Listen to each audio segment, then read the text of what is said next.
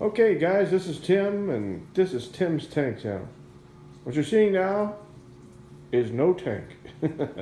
No 40-gallon breeder housing my corals for the last month and a half or so because it's gone. And all of my corals are now in the 100-gallon SCA, which is what you're looking at now. And that's the whole purpose of this video, just to bring it up to date. I did get all the corals moved in, obviously. We'll talk about the equipment, including the lights and sump and pump and return pumps, skimmer, filtration, and all that stuff later on. Now, right now, I'm just kind of really happy about the way things are with the tank after everything that's happened with the tank literally falling apart and getting everything back together. Only losing really one or two corals along the way. But for the most part, everybody is safe and sound and actually doing pretty well, doing real well. So let's take a look real quick at the corals that I have in the tank now. Let's go over here on the left and we'll start out. There's a Duncan coral, which I've had for probably about 2 years. If you can see behind, I've got a what's called a branching, I believe, star polyps back in the back there. It doesn't branch out. I don't know. I've never seen any before.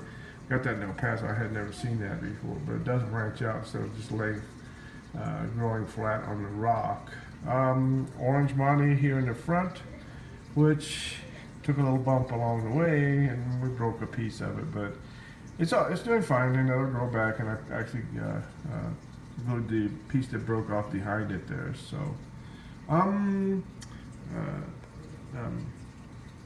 What else we got on here? We've got right there some little polys, some nuclear green polys. That's actually one of my wife's favorite corals. We had some of these before in another tank, and she really likes them. So there's about 3 polyps growing on there right now. We'll see if we can grow that out too. The candy cane that you see, I started out with one head. I think there's about 3 or 4 on there now. It's looking pretty good too. That's coming along okay.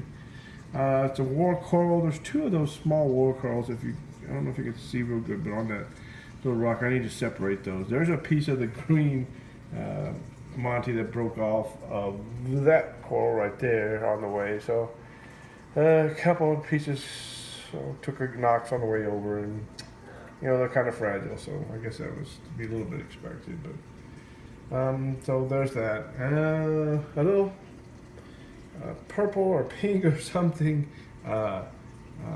frog spawn. Behind that is we've got some zoas. I don't know the name of those zoas. I did, but I don't remember it now. And I don't know the name of those zoas, but right now. That's a red Ghani that we've had for a couple months now. Green Slimer, a little piece of SPS there. There's some blue tubs, zoas there. Back on the back, I put a green star polyp, a really bright green star polyp. We're gonna try to grow that out on that overflow back there. There's a little acro in the front here, and I do not remember the name of that. Some zoas, some fire and ice, and some yellow zoas on the yellow-green zoas on the front of that one rock together. Some Euphilia.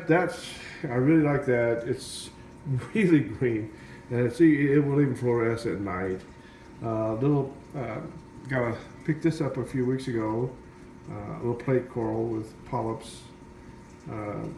Behind that's another type of frog spawn, and I forget the name. It's sort of like some people call it an octo frog spawn, but it's yellow or light yellow in color, and I like that a lot too. There is, as I mentioned over there's some nuclear green polyps growing on that rock. Well, over here there's a rock that's just full of green polys.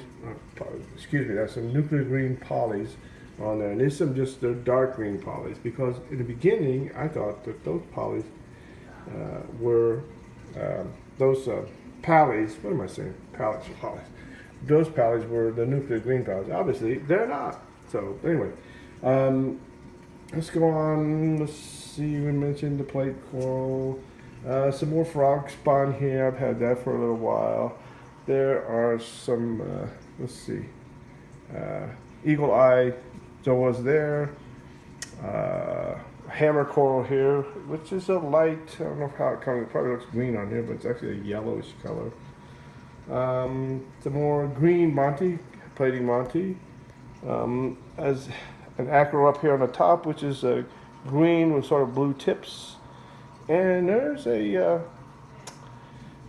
acro here on the right, which I probably need to get into some more light. It's not dead, but it's not growing very fast, and it's not coloring up very well. So I'll have to do something with that. Some more Monty, some orange Monties on the corner over here. And back there, you're looking at one of my, that's my yellow chorus Wrasse. Who else is back there? There's a Hovens Wrasse. There's a black and white,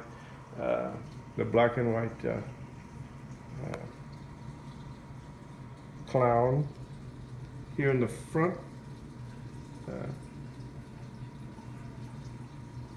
Where'd he go? Where'd he go? There's a little snowflake clown. There's my blue tang, who's been with me since 2013. Elegance Coral here in the front, which is doing obviously really well.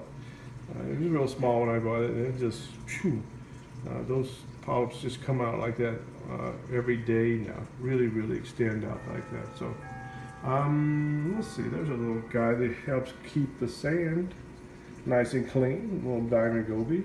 Who else did I mention here?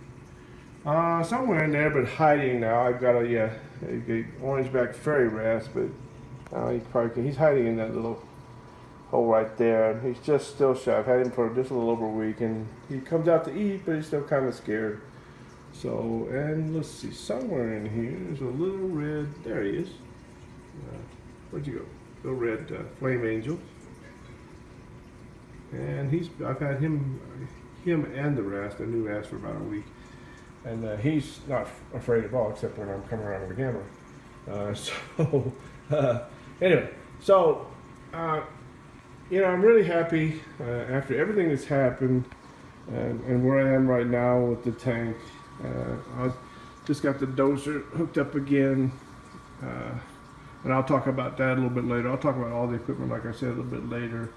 But just thought I'd show you a view of the tank now that the fish and the corals are all here, and at least for today, everything is doing pretty darn good. After a big disaster like what happened to me with the tank falling apart and a living room full of water, it feels good to have the tank up and running and everything doing good, and it's just nice to sit and watch the tank now again, finally.